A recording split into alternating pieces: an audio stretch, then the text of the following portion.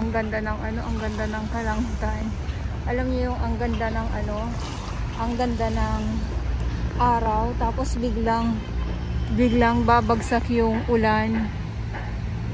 So ito yun, konti na lang. Yes, konting kembot na lang po para mawala yung mga basura. At sabi ko nga, sana ay hindi na bumagyo, para naman makapahinga din po yung ating Manila Bay Warriors. Doon sa yacht club, konting kembot na lang din po.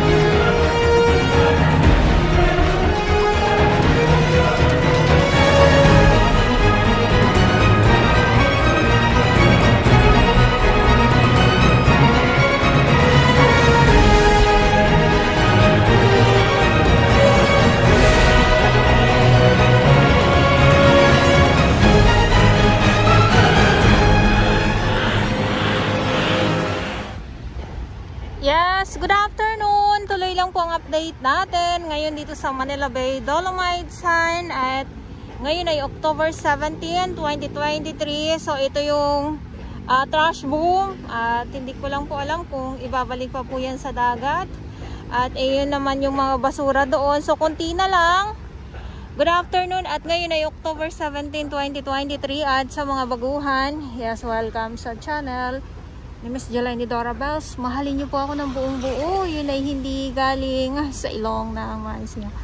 Garasuan, at yun na nga po, no, nasaksihan ko na naman yung mga alamang mga ibon na nagkakagulo na naman po sila ngayon dahil nga po sa mga isda at mga alamang. Ayan. So yung view ay phase 1. So nasa phase 2 po tayo. At nasa kasagsagan tayo ng tirik ng araw. Ayan. At itong mga ibon na nga po ito, ay dyan sila. At si kuya, oh, busy din siya sa mga ano, sa mga alamang.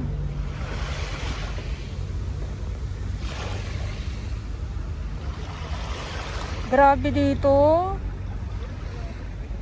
Grabe dito ang ano, ang mga kaalamanganan. Napakadami.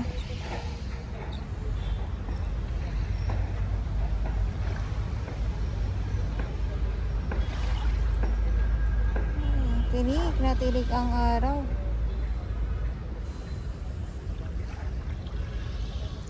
So hindi ko lang alam mamaya kung maganda ang sunset, ano, at bigla kasing umulan at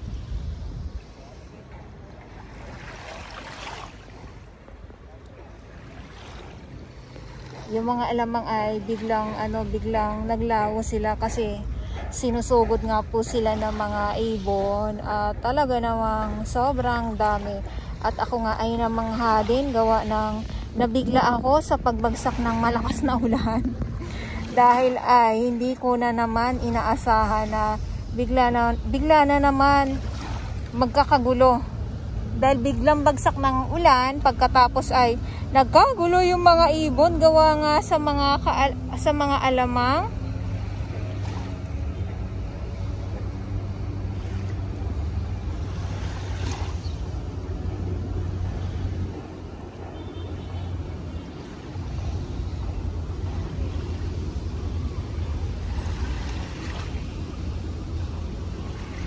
Grabe, nakakatuwa lang.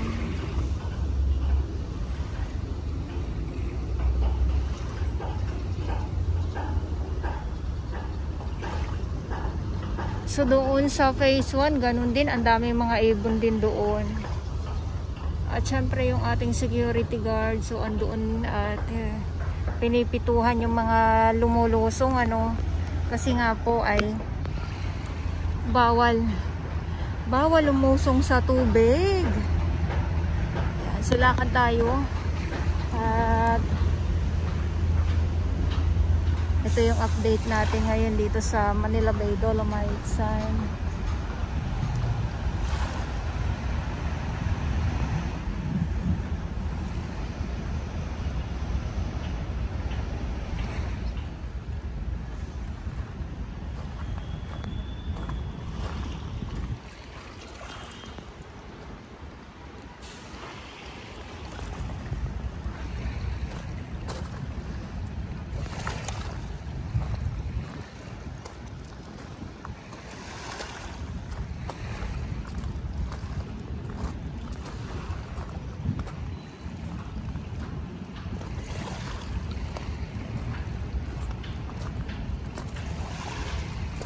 Sulakad lang tayo ha. At samahan nyo ako sa aking paglalakad dito sa dalampasigan ng Dolomite Sign. Ay, may napadpad. Napakalaking kahoy ito ah. Ayan oh.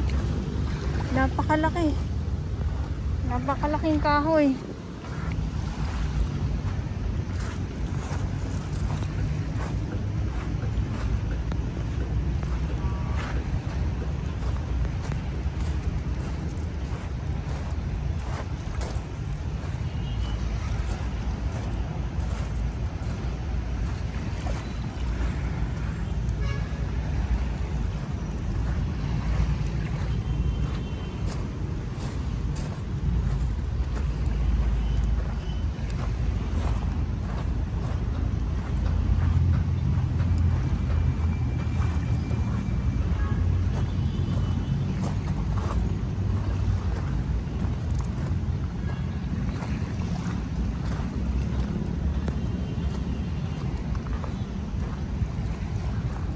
So ito naman yung Mandamus office na sa baba ay coffee shop daw po yan. Syempre wala pa po tayong update kung kailan mabubuksan yan para sa publiko.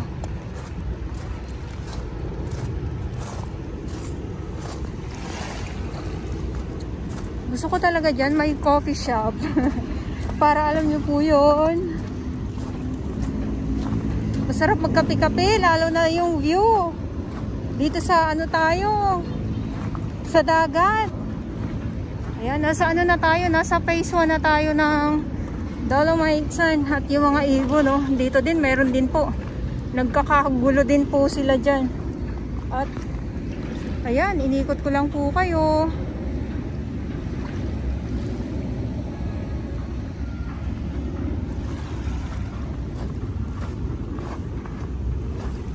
Lakad tayo dito, tuloy lang ang ating paglalakad. Tuloy lang din ang update natin.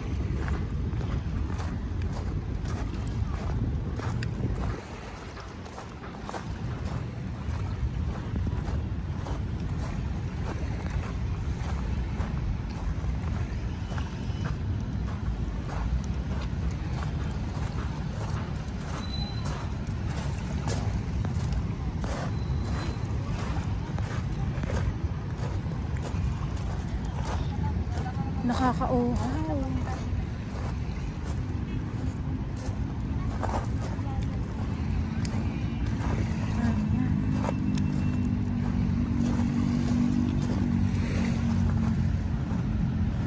Tarik na tarik ang araw.